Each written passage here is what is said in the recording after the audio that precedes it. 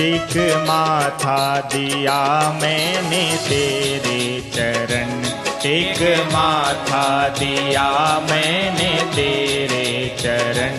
मुझको अपना बना लो मेरे सतगुरु, टेक माथा दिया मैंने तेरे शरण, टेक माथा दिया मैंने तेरे चरण। मुझको अपना बना लो मेरे सतगुरु।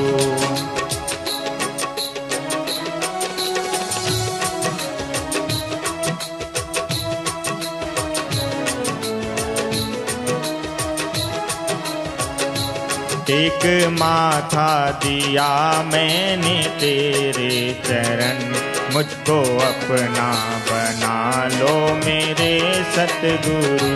टेक माथा दिया मैंने तेरे चरण, मुझको अपना बना लो मेरे सतगुरु।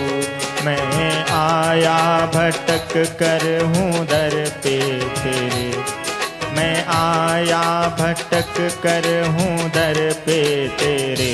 मेरी बिगड़ी बना दो मेरे सतगुरु, टेक माथा दिया मैंने तेरे चरण। मुझको अपना बना लो मेरे सतगुरु। जय हो।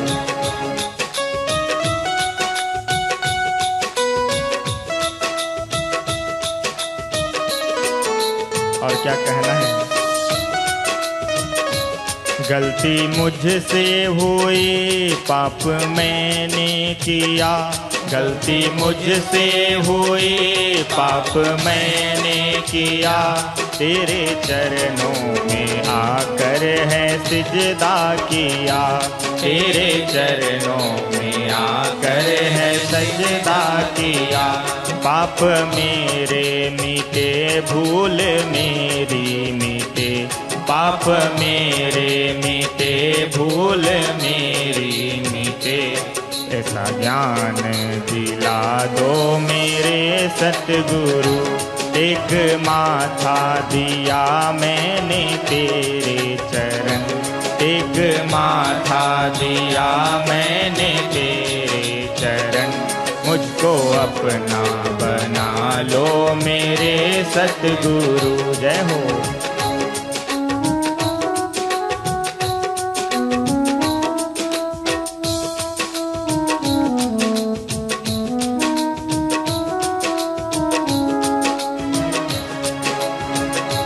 तेरे चरणों में आने का वादा करूं, तेरे चरणों में गुरुवर सेवा करूं। तेरे चरणों में आने का वादा करूं, तेरे चरणों में गुरुवर सेवा करूं। भाव मेरा जगा प्रेम मेरा जगा, भाव मेरा जगा प्रेम मेरा जगा। दुख से तुम छुड़ा दो मेरे सतगुरु, टेक माथा दिया मैंने तेरे चरण, टेक माथा दिया मैंने तेरे चरण। मुझको अपना बना लो मेरे सतगुरु। जय हो। सदगुरु के दर पर क्या मिलता है? इंसान दर बदर की ठोकरें खाने से बच जाता है।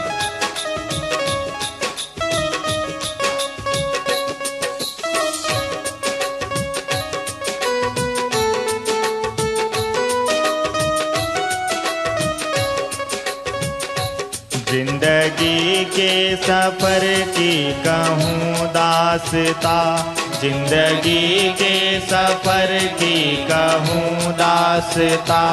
इस माया से मेरा नहीं वास्ता, इस माया से मेरा नहीं वास्ता।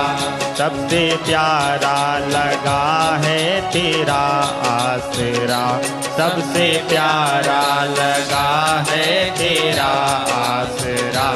पार मुझको लगा दो मेरे सतगुरु, पार मुझको लगा दो मेरे सतगुरु। टेक माथा दिया मैंने तेरे चरण, टेक माथा दिया मैंने तेरे चरण। मुझको अपना बना लो मेरे सतगुरु। जय हो। जिंदगी के सफर की कहूँ दास्ता, इस माया से मेरा नहीं वास्ता। वास्तव में इस माया से हमारा कोई संबंध ना होते हुए भी हमने इससे संबंध जोड़ रखा है, और इसीलिए हमारे जीवन में दुख है, दरिद्रता है, क्योंकि मन तो माया से लगा है। और जब तक मनुष्य पर माया का प्रभाव है, तभी तक काम, क्रोध, मद, लोभ, ईर्ष्या, द्वेष और छल कपट मनुष्य करता रहता है।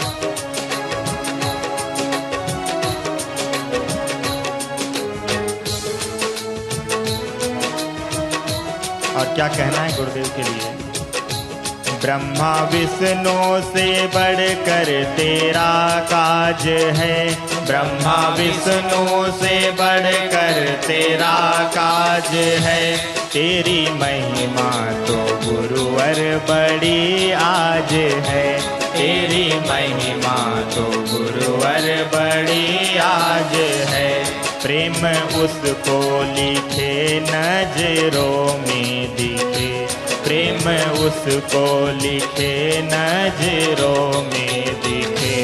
अनमोल बना दो मेरे सतगुरु, अनमोल बना दो मेरे सतगुरु। टेक माथा दिया मैंने तेरे चरण, टेक माथा दिया मैंने तेरे चरण।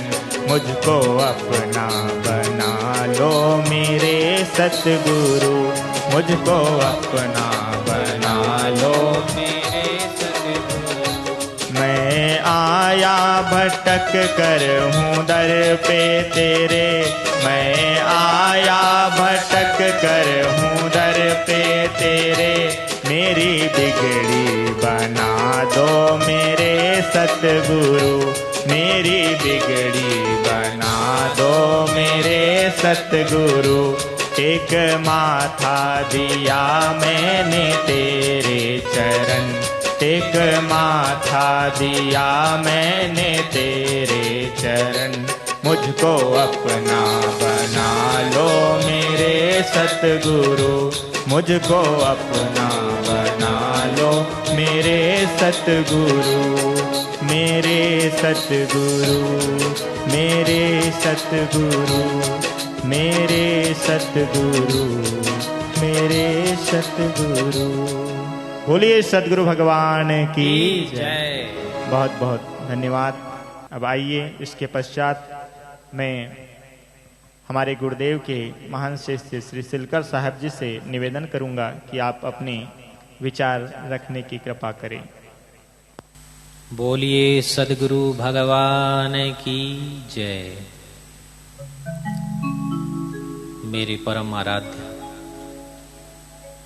प्रातः स्मरणीय परम पूज्य श्री असंग देव जी महाराज के पावन श्री चरणों का नमन वंदन करते हुए मंच पे उपस्थित मेरे गुरु भाईजन, दूर दूर इस प्रदेश और दूसरे प्रदेशों से पधारे हुए गुरुदेव जी के अन्य प्रिय भक्तजनों, माताओं, बहनों, छोटे छोटे बच्चों,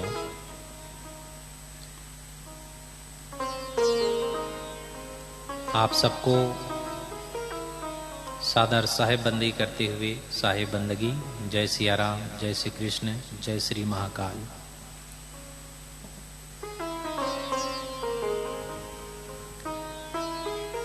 आज हम सबका ये परम सौभाग्य है, महाकाल की इस नगरी में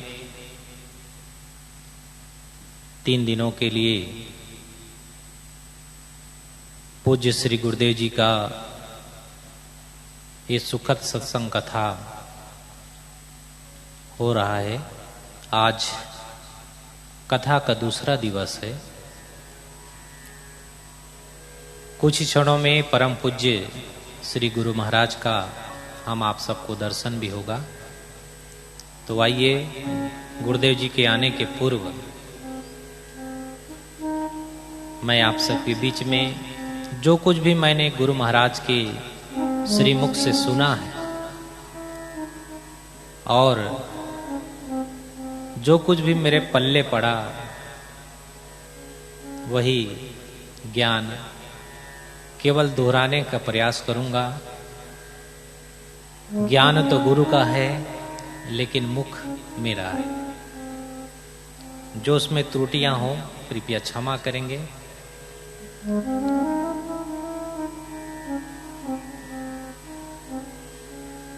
बंधुओं, जीवन में गुरु भक्ति का बड़ा ही महत्व है। जिन जिन लोगों ने भक्ति किया है उसका नाम आज भी अमर है। चाहे वो भक्तिमती माता सबरी हो, चाहे मीरा हो, चाहे ध्रुव हो, चाहे प्रहलाद हो, उसके पास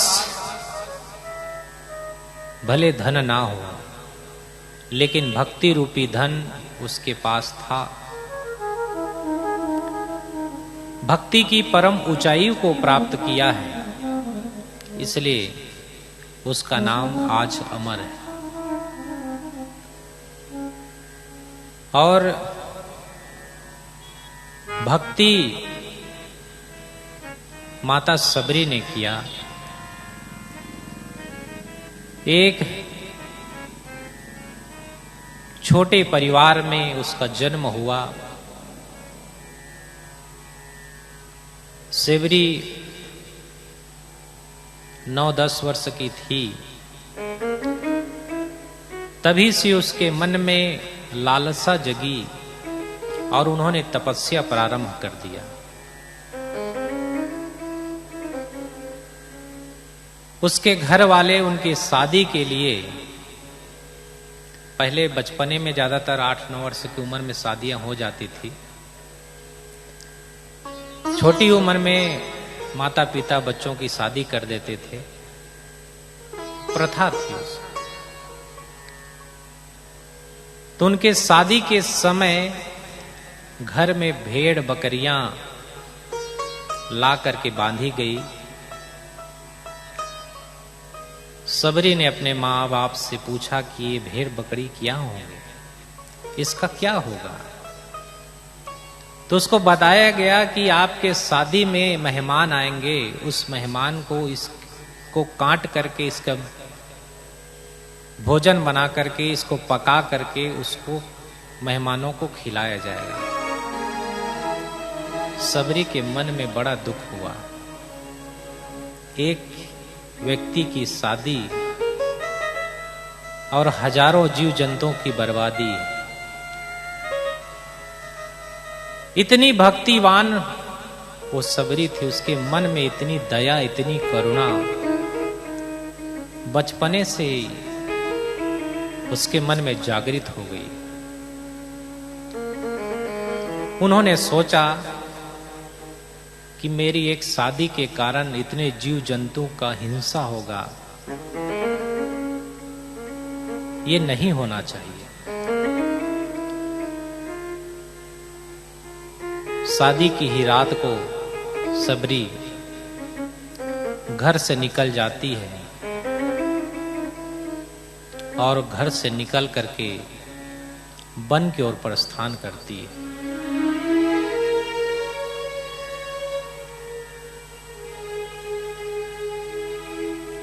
धीरे धीरे साधु संतों का संगत किया, सत्संग सुना, फिर गुरु का तलाश करते करते मतंग ऋषि के आश्रम पहुंचे। मतंग ऋषि ने कहा कि बेटी, तू नारी है, स्त्री है, हम लोग पुरुष हैं, एक साथ में साधना नहीं हो सकती है। आप पंपा सरोवर के किनारे जाओ, वहां अपनी कुटिया बनाओ और वहीं से प्रभु की भक्ति प्रारंभ करो।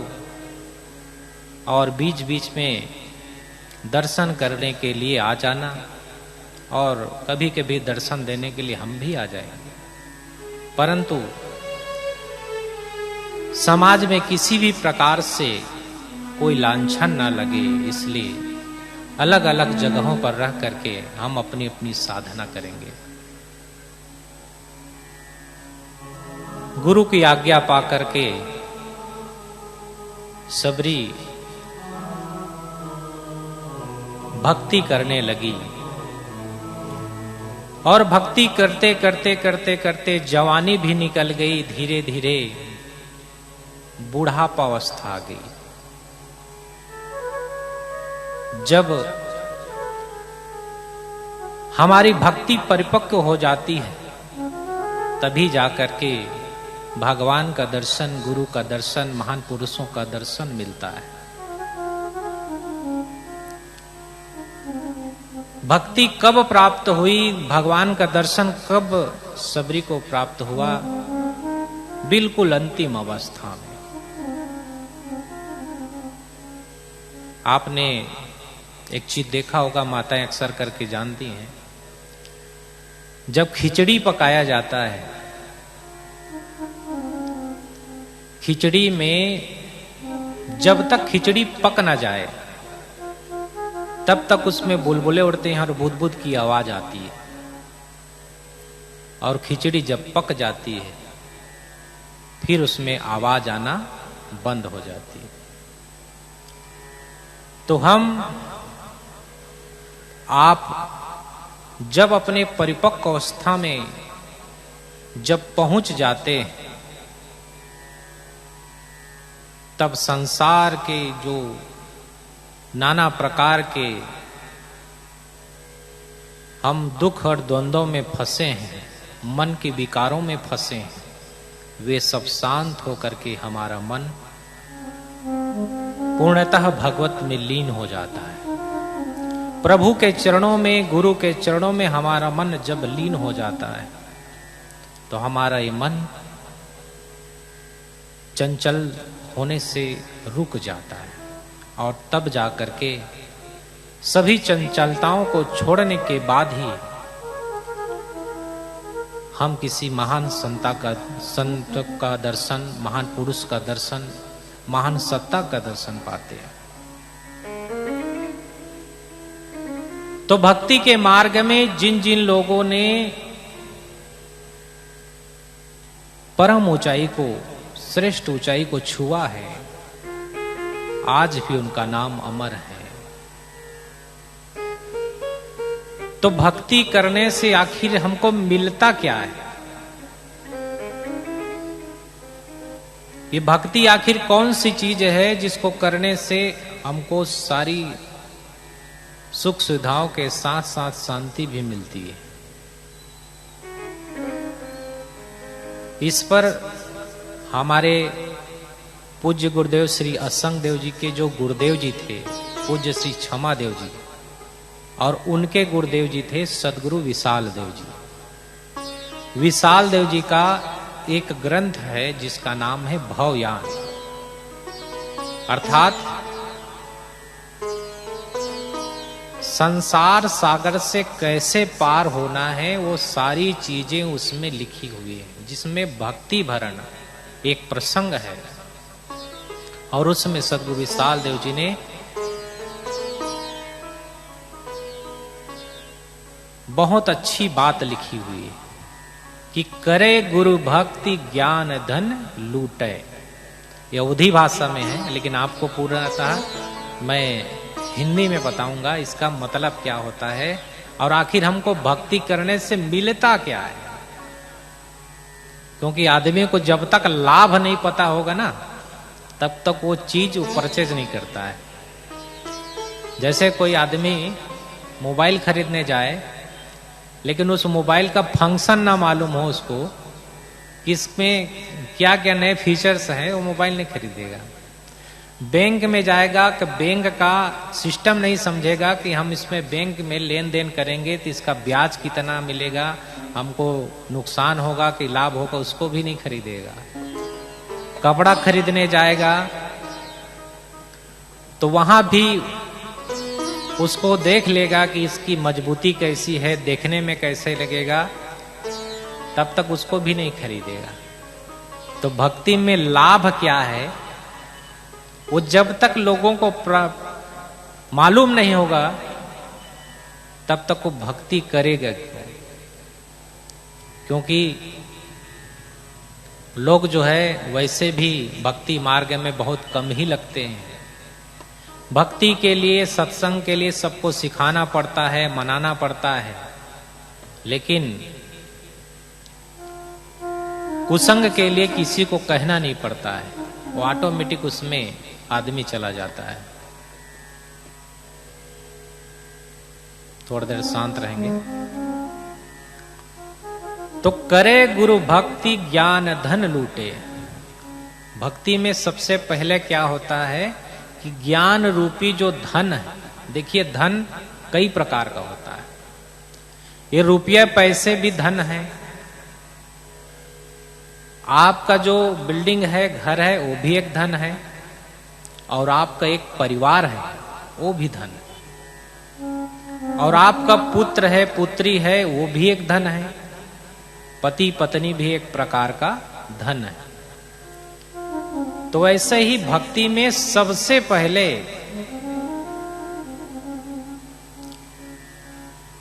क्या लूटना है? ज्ञान रूपी धन को लूटना है।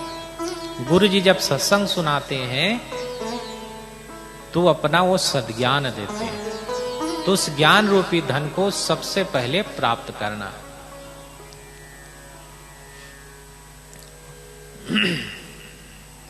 धर्म करे ते ही सुख को भोगे, पुनः देह धरी जूटे। और जो हम धर्म करते हैं, दान पुण्य करते हैं, सत्संग कराते हैं, कहीं जाकर के आरती में कुछ दान डालते हैं, गुरु महाराज के पास कुछ दक्षिणा देते हैं, तो ये सब धर्म के कार्य है। किसी गरीब अनाथ लोगों को पालते हैं, उनकी सेवा करते हैं, अनाथ आश्रम में कुछ दान देते हैं, मंदिर में जाकर के सेवा करते हैं, वहां आगंतुकों के लिए प्रसाद बनवाते हैं, आगंतुकों के सुविधा के लिए वहां पर सारी सुविधाएं आप लगवाते हैं, वहां सेवा देते हैं, आश्रम में जाकर सेवा देते हैं, जो हजारों भक्त आते हैं उनके लिए भोजन भंडारा होता है, आश्रम में जो श्रद्धालु आएंगे उनके लिए निवास का प्रबंध होता है। तो ये सब धर्म के कार्य है। तो धर्म करने का जो कार्य है उससे क्या मिलेगा? आपने जो धर्म किया है, दान पुण्य किया है, उसके बदले में आपको मिलेगा सुख। धर्म करे ते ही सुख को भोगे, पुनः देह धरी जूटे। आपने एक चीज देखा होगा कि कुछ आत्माएं ऐसी हैं जो बहुत गरीब के घर में पैदा होता है, और कुछ आत्माएं ऐसी हैं कि बहुत अमीर के घर में पैदा होता है। बचपन से ही पैदा होते ही उसके लिए सारी सुख सुविधाएं उपलब्ध है। आखिर ऐसा क्यों होता है? जो हमने पूर्व जन्म में दान पुण्य भक्ति ये सब किया है वो कभी निष्फल नहीं होता है। जो धर्म करते हैं वो कभी निष्फल नहीं जाता है, उसका फल मिलता है। तो धर्म करे ते सुख को भोगे, पुनः देह धरि जूटे।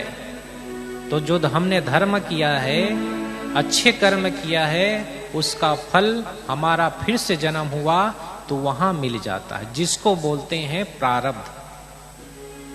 वो पहले से पैकेज में वो आया हुआ है, और इस देह में आकर के फिर से हम कर्म करते हैं, उसका भी फल मिलता है। लेकिन बहुत लोग कहते हैं अरे हमने ऐसा कर्म तो किया नहीं था, कैसे हमको फल मिलना। कभी कभी ऐसा होता है कि कर्म कोई दूसरा करता है लेकिन फल दूसरे को मिल जाता है।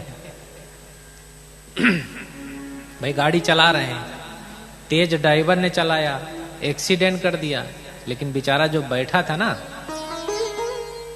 उसने तो कुछ किया नहीं, लेकिन चोट उसको भी लग गई। तो ऐसा कभी कभी ऐसा होता है कि वो जो हमारे प्रारब्ध में है, पहले से किया हुआ है, उसका भी फल मिल जाता है। तो उस समय आदमी को दुखी भी नहीं होना चाहिए, उसको भी आराम से काटना चाहिए कि थोड़े दिन के लिए है, ये भी ठीक हो जाएगा। और ठीक कैसे होगा? जब आप भक्ति करते हैं, अपने मन को ठीक रखते हैं, अच्छे कर्मों में अपने जीवन को लगाते हैं, तो आपका धीरे धीरे कर्म ठीक हो जाता है और आपका भाग्य भी ठीक हो जाता है। तो जो हम दान पुण्य धर्म करते हैं, उसका प्रतिफल अगले जन्म में भी, आने वाले जन्म में भी मिलता है। जैसे एक आपने देखा होगा कि एक कुत्ता है जो एक छोटे रोटी के टुकड़े के लिए मुहताज होकर के इधर उधर जिसके घर में जाता है उसको बहुत मार पड़ता है, कोई डंडे से मार रहा है, कोई ईंट पत्थर से मार रहा है, उसको भगा देते हैं। लेकिन एक कुत्ता ऐसा है जो फर्स्ट क्लास एसी रूम में रहता है। उसके लिए दूध रोटी का प्रबंध किया जाता है, एक नौकर उसको टहलाने के लिए रहता है, या घर मालिक खुद टहलाता है उसको, स्पेशल सोफे या बेड पर बैठता सोता है, और स्पेशल उसके लिए डव शैम्पू, लाइफ बॉय और डेटॉल जो कुछ भी है, बहुत अच्छे अच्छे साबुन से उसमें स्नान कराया जाता है। तो आखिर हुआ क्यों कि उस कुत्ते ने पूर्व जन्म में जब वो मनुष्य था, उस जन्म में उन्होंने दान पुण्य तो बहुत किया, धर्म के काम बहुत किए, लेकिन गलत खान पान नहीं छोड़ा, हड्डी चबाते रहे, मीट मछली खाते रहे। तो मांस मछली के खाने को, क्योंकि मनुष्य जीवन में ये सब गलत कर्म करने में मनुष्य संकोच करता है, शर्म करता है कि ये गलत कार्य है, इसको नहीं करना चाहिए। बहुत से अच्छे घर में पैदा होते हैं लोग, लेकिन किसी गलत संगत से बिगड़ गए तो वो खुलेआम दारू नहीं पीता है, न खुलेआम मीट मछली खाता है, वो चुपके चुपके करता है। तो ऐसे चुपके चुपके करने वालों का यही दशा होता है। तो दान पुण्य धर्म तो बहुत किया, लेकिन खान पान को ठीक नहीं रखा, तो एक खान पान गलत होने के संस्कार को लेकर के मर गया वो, और वही संस्कार को लेकर के उसी खाने में जाना पड़ता है। अब उसी खाने में जाएंगे तो वहां पर तो प्रतिबंध है नहीं, चाहे जितना मांस खाओ चाहे जैसे खाओ। तो उस संस्कार के कारण वो कुत्ते के शरीर में चला गया, लेकिन जो उन्होंने दान पुण्य धर्म भक्ति किया था, उसके बदले में उसको सुख सुविधा उस जीवन में भी मिल रही। उसने जो धर्म किया था, उसके संचित कर्म उसके साथ गए हैं, तो वहां भी उसको सुख सुविधाएं बड़ी आसानी से मिल रही। इसलिए हमारे गुरुदेव जी सबको यही कहते हैं कि इसी जीवन में सुधर जाओ, इसी जीवन में अपना कल्याण कर लो। आगे कोई भरोसा थोड़े है कि फिर से मनुष्य जीवन मिलेगा। गोस्वामी जी ने कहा कि बड़े भाग्य मानुष तन पावा, सुर दुर्लभ सदग्रंथ ही गावा। ये बड़े भाग्य से मिला है मनुष्य जीवन। अंडज पिंडज उस्मज इन खानियों में भटक करके तब जाकर के कहूं मनुष्य का खानी मिलता है। 84 लाख जो योनियां है, 84 लाख प्रकार की जो जीव जंतु हैं, उनमें भी हमारा ये जो आत्मा है वो कहीं ना कहीं संस्कार लेकर के पहुंचा है। लेकिन जब हमारा भाग्य उदय हुआ है, ये मोक्ष का द्वार है। साधन धाम मोक्ष कर द्वारा, पाए न जेहि पर लोक संवारा। ये साधना करने का धाम बताया गया है। बहुत से धाम होते हैं, ये उज्जैन धाम है, वो अयोध्या धाम है, कोई कबीर धाम है। ऐसे ही ये मोक्ष करने का धाम ये मनुष्य जीवन है। इसमें मोक्ष प्राप्त किया जा सकता है, इसी मनुष्य जीवन में भक्ति की जा सकती है। और आप सोचें कि हम भक्ति दूसरे जीवन में कर लेंगे तो असंभव है। कोई भैंस सोचे कि हम भी उसमें गुरु नाम ले लेंगे, राम नाम ले लेंगे और पार हो जाएंगे, तो संभव नहीं है। भैंस के आगे बीन बजाए, भैंस बैठ पगुराए, वही वाली दशा हो जाएगी। कोई बिल्ली को आप गुरु मंत्र दे दें, बिल्ली को तिलक कर दें, बिल्ली की आरती उतार लें और कहें कि बिल्ली महारानी आज के बाद चूहे मार करके मत खाना, आज इससे तू भक्त हो गई है, आरती की थाली को लांग जाएगी, चूहे को पकड़ करके खा लेगी। क्योंकि वो खानी वो भोग भूमिका है, वहां केवल भोग हो सकते हैं, नए कर्मों की संरचना वहां पर नहीं हो सकती है। लेकिन मनुष्य खानी ऐसा खानी है जहां पर हम अपने नए कर्म कर सकते हैं।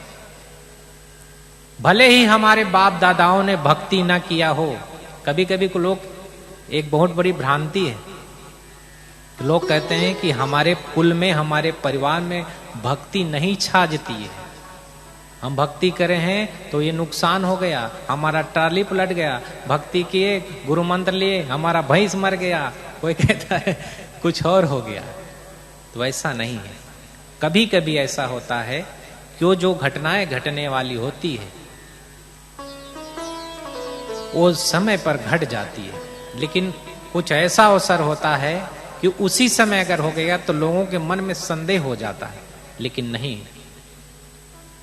जो सूली की सजा थी, फांसी की सजा थी, वो केवल एक सुई में कट जाता है,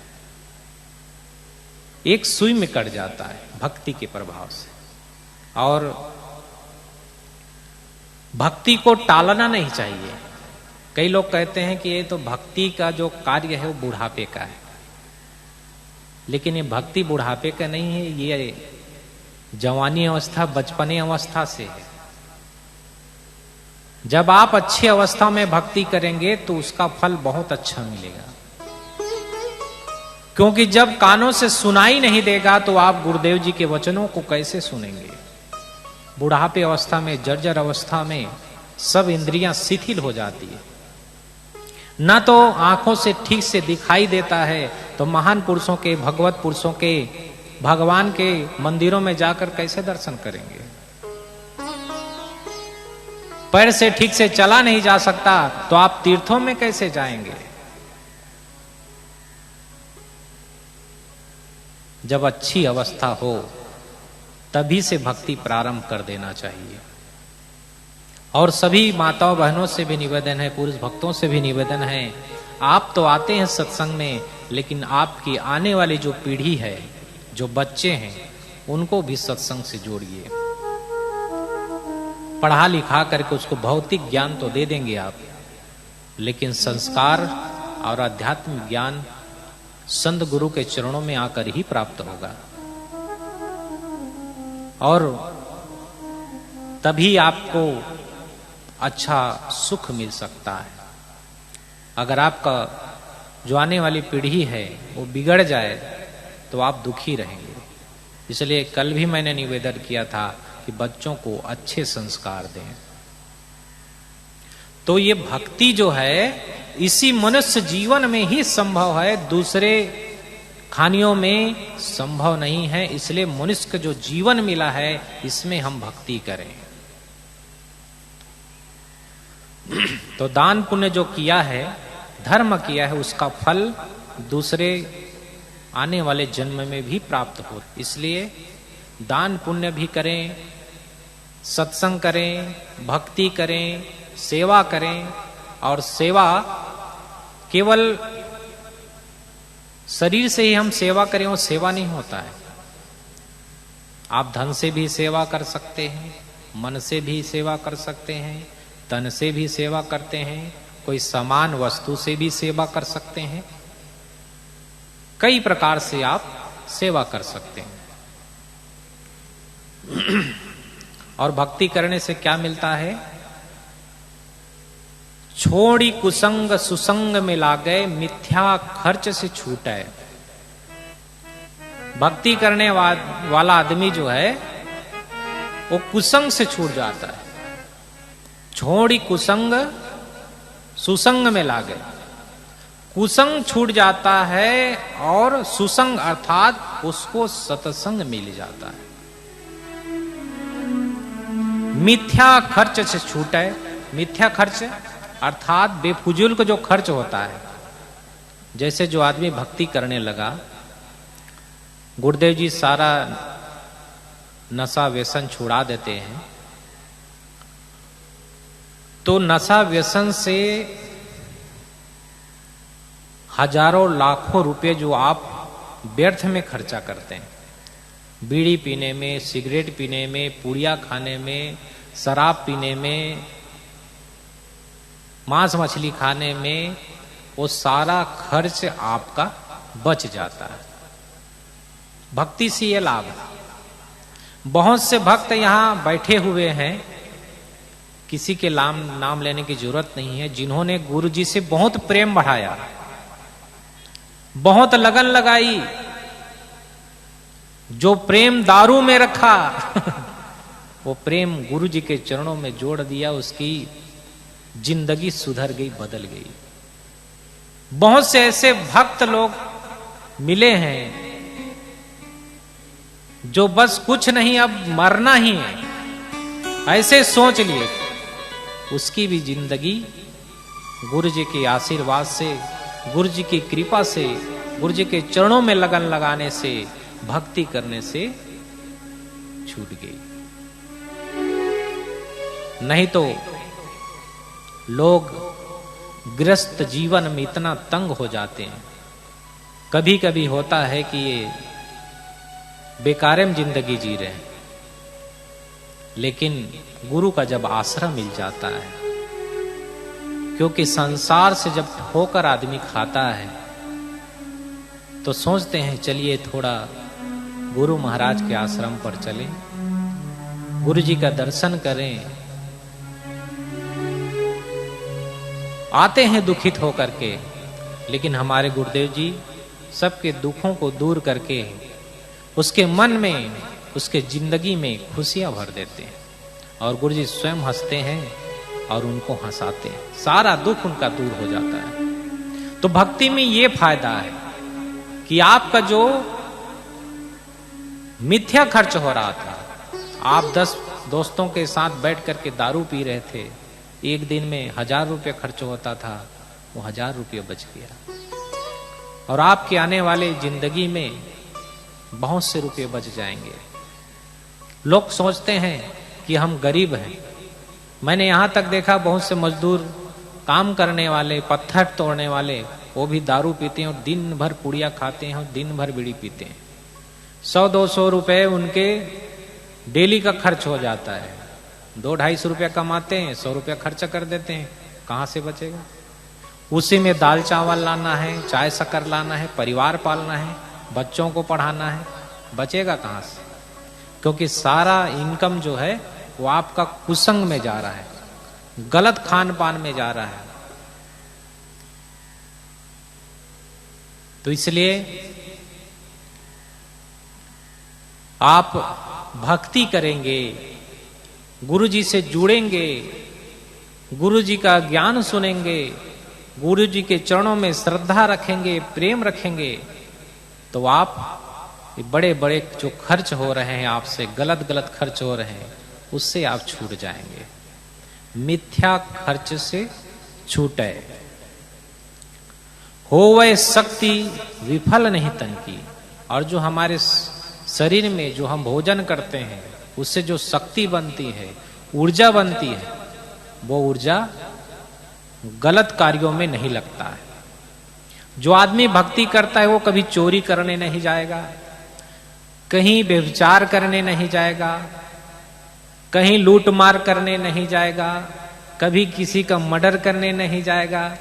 काम, क्रोध, लोभ, मोह, ईर्षा, द्वेष, ये सारे चीज उनके छूट जाते हैं।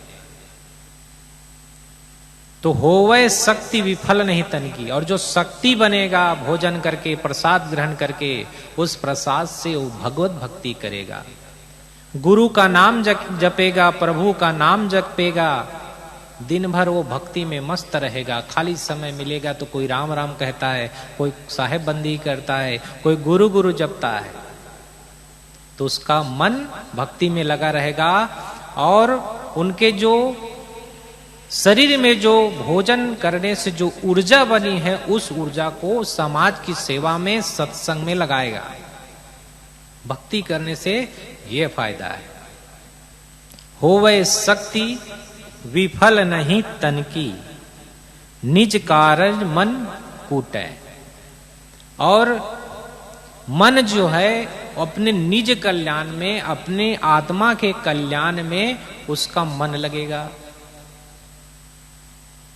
और गंदी गंदी क्रियाकलापों में उसका मन नहीं लगेगा। वो फिर अपने आत्मा के लिए सोचेगा, अपने आत्म कल्याण के लिए सोचेगा कि मेरा आखिर कल्याण कैसे होगा, मेरा उद्धार कैसे होगा, उसके बारे में सोचेगा। लेकिन अगर सत्संग उसको नहीं प्राप्त हुआ है तो गलत गलत चीजों के लिए वो सोचता है, प्लानिंग करता है।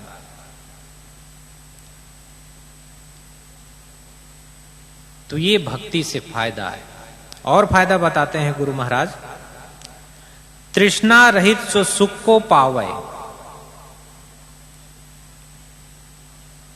उसको ऐसा सुख प्राप्त होगा, किसी के लिए कोई आसक्ति नहीं बचेगी। कभी कभी हम मोह में फंस जाते हैं, आसक्ति में फंस जाते हैं, तो उससे भी मन आपका हटा रहेगा। कभी परिवार के मोह में, कभी समाज के मोह में पड़ करके हम गलत कार्य करने लगते हैं, तो आपको वो मोह भी छूट जाएगा। क्योंकि भक्ति से, गुरु जी के ज्ञान से, सत्संग सुनने से आपके अंदर का जो विवेक है वो जागृत हो जाता। कहा गया है, तो गोस्वामी जी कहते हैं कि बिनु सत्संग विवेक न होई, राम कृपा बिन सुलभ न सोई। बिना सत्संग के मनुष्य के अंदर जो विवेक है वो जागृत नहीं होता है। विवेक क्या है? अच्छे बुरे की पहचान कर लेना, उसी को विवेक कहा जाता है। क्या अच्छा है, क्या बुरा है, क्या सही है, क्या गलत है, उसकी जब समझ आ जाती है। देखिए कितना भी बुरा आदमी हो, जब भी वो गलत कार्य करने के लिए चलता है तो उसके अंदर से एक आवाज आती है कि ये कार्य बहुत बुरा है, इसको नहीं करना चाहिए। कोई किसी का सामान पड़ा हो और उस सामान को वो चुपके से रखना चाहता है, उसके अंदर से एक आवाज आती है कि ये चुराना गलत है। मन बेईमान कहता है कि रख लो, कौन देख रहा है। मन और अंदर से जो विवेक है, आपका आत्मा जागृत हो गया है, दोनों में द्वंद्व होता है। मन कह रहा है कि चुपके से रख लो, इसको कोई नहीं देख रहा है, लेकिन अंतरात्मा से आवाज आ रही कि ये चोरी करना पाप है, गलत है, इसको नहीं करना चाहिए। तो आपका अंदर का विवेक जागृत हो गया है, लेकिन अंदर से कुछ आवाज ही ना उठे, मन का साथ ही दे दिया, आपका मन हॉबी हो गया और जो आत्मा पछाड़ खा गई। अंदर का विवेक जागृत नहीं हुआ, कभी सत्संग में नहीं गए, कभी कोई ऐसा धार्मिक जगहों पर गए ही नहीं, सत्संग सुना ही नहीं, तो विवेक कहां से जागृत होगा। गोस्वामी जी कहते हैं कि बिनु सत्संग विवेक न हुई। और सत्संग मिलेगा कहां से? सत्संग मिलेगा संतों से। जब तक आप संतों के पास जाएंगे नहीं, सत्संग मिलेगा नहीं। और जब सत्संग मिलेगा नहीं तो आपके अंदर का जो विवेक है वो सोया रहेगा, और विवेक सब सोया रहेगा, जो आपके मन में आएगा उसी हिसाब से आप कर्म करेंगे, और मन के हिसाब से कर्म करेंगे तो उल्टा पुल्टा कर्म होगा, वो सत्कर्म नहीं होगा। तो इसलिए, क्योंकि मन हमेशा नीचे की ओर, गलत कर्मों की ओर आपको प्रेरित करता है, लेकिन वो मन जब हमारा विवेक जागृत होता है, अब जब आत्मा भाव में आप आ जाते हैं तो आपका मन परमात्मा की भक्ति में, प्रभु की भक्ति में, सत्संग में, गुरु की भक्ति में लगेगा। इसलिए अपने मन को कंट्रोल करना है, अपने मन को सही दिशा में लगाना है तो गुरु की भक्ति प्रारंभ कर दो। तो भक्ति से ये सब लाभ है, और ये लाभ तभी प्राप्त होगा आपको जब आप भक्ति मार्ग में ठीक से लगेंगे। और भक्ति ठीक से करना चाहिए, ऐसा नहीं कि गुरु जी आए, गुरु मंत्र ले लिए और गुरु मंत्र लेने के बाद कुछ दिन तो आदमी ठीक ठाक चलता है, उसके बाद उसके अंदर बेईमानी आ जाती है, उसका मन जो है बेईमानी करने लगता है, फिर वो मन के चलावे में चल जाता है, फिर वो धीरे धीरे धीरे सत्संग से दूर हो जाता है। नहीं, जैसे बैटरी को, जैसे मोबाइल आपका डाउन हो गया तो मोबाइल को चार्ज में लगाना पड़ता है, जब चार्ज में लगेगा तब जाकर के फिर उससे आप कुछ यूट्यूब देख सकते हैं या कॉल कर सकते हैं, जैसा भी है। तो इसलिए चार्जिंग में लगाने के लिए, अपने मन को रिचार्ज करने के लिए फिर से सत्संग में, कथा में जाना पड़ेगा, वहां संत गुरु जनों के सानिध्य में बैठ करके अपने मन की बैटरी को चार्ज करना पड़ेगा, तब आपका मन फिर से भक्ति में लगेगा, फिर से साधना में लगेगा, फिर से सत्संग में लगेगा और आपका मन पावन होगा। और पावन मन से कोई गलत कर्म नहीं होंगे, आपका जीवन भी अच्छा रहेगा और आप सदैव सुखी रहेंगे। हमारे आपके बीच में परम पूज्य गुरुदेव जी पधार रहे हैं, तो आप सब अपने अपने स्थान पर खड़े हो जाइए और गुरुदेव जी के आगमन पर स्वागत भजन हम सब मिल करके गाएंगे। बोलिए सद्गुरु महाराज की जय।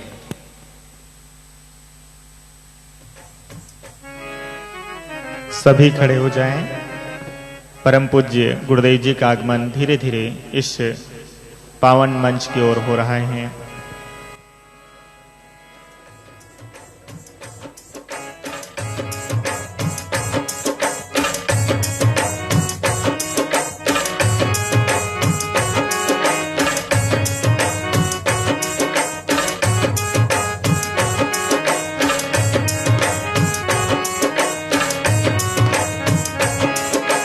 वारी जाऊं रे गुरा बलिहारी जाऊं रे, वारी जाऊं रे गुरु बलिहारी जाऊं रे, हर सतगुरु आंगन आया मैं वारी जाऊं रे। गुरु आंगन आया मैं वारी जाऊं रे। वारी जाऊं रे गुरा बलिहारी जाऊं रे, वारी वारी जाऊं रे गुरा बलिहारी जाऊं रे, मारा सतगुरु आंगन आया मैं वारी जाऊं रे, मारा साता आंगन आया मैं वारी जाऊं रे।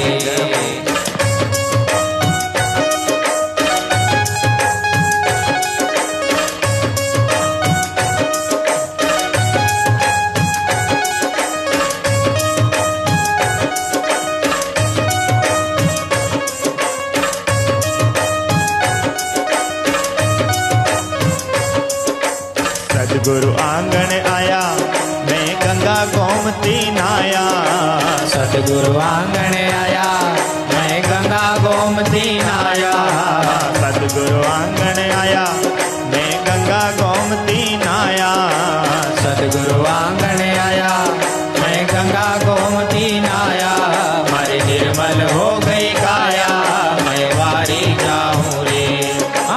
निर्मल हो गई काया मैं वारी जाऊं रे।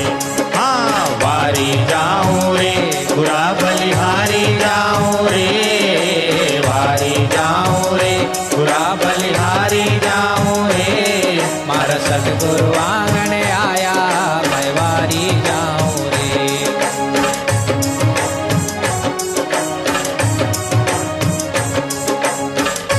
और सदगुरु के आने से सदगुरु का क्या प्रभाव हुआ,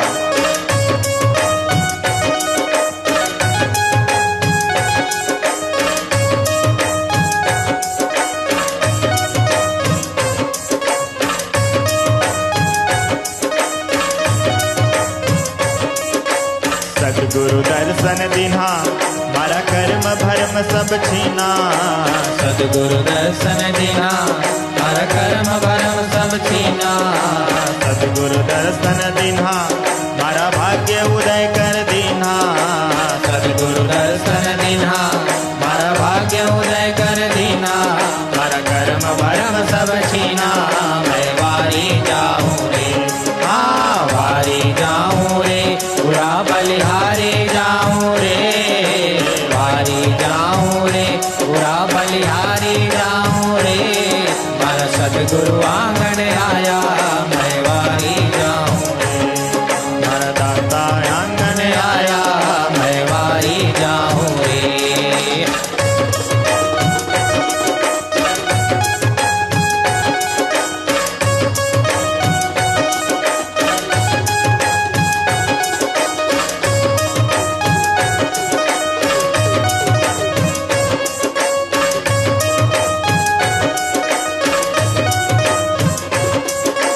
भक्तों हिल मिल आओ, सरदा तिलक लगाओ, भक्तों हिल मिल आओ, ये सरदा तिलक लगाओ, गुरुदेव ने मानाओ, मैं वारी जाऊं रे, हाँ वारी जाऊं रे, बुरा बलिहारी जाऊं रे, वारी जाऊं रे, बुरा बलिहारी जाऊं रे, सदगुरु आंगन आया, मारा सदगुरु आंगन आया, मैं वारी जाऊं रे, मारा सदगुरु आंगन आया, मैं वारी जाऊं रे।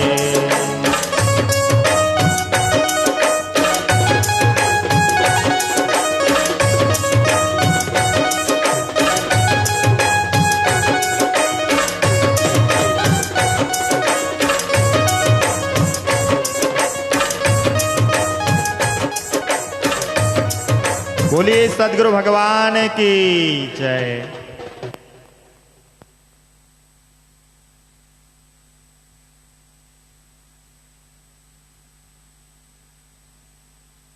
परम पूज्य गुरुदेव जी का आगमन इस पावन मंच के समीप हो चुका है और आज का ये सुखद सत्संग का बड़ा ही सुखद दूसरा दिन सभी भक्तों को सुख देने वाला है और गुरु भक्ति के रंग में रंगने वाला है। एक बार जोरदार जयकारे लगाए, बोलिए सदगुरु भगवान की, सच्चे गुरु दरबार की। निराले हैं गुरु जी, निराला हर ज्ञान है उनका, मैं महिमा जिनकी गाता हूँ, पूज्य सदगुरु असंग नाम है उनका।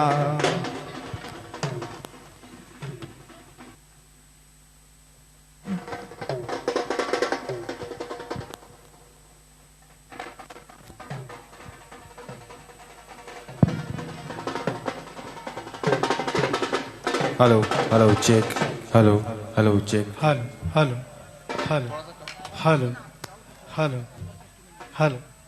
और गुरुदेव के आगमन में स्वागत भजन प्रस्तुत करेंगे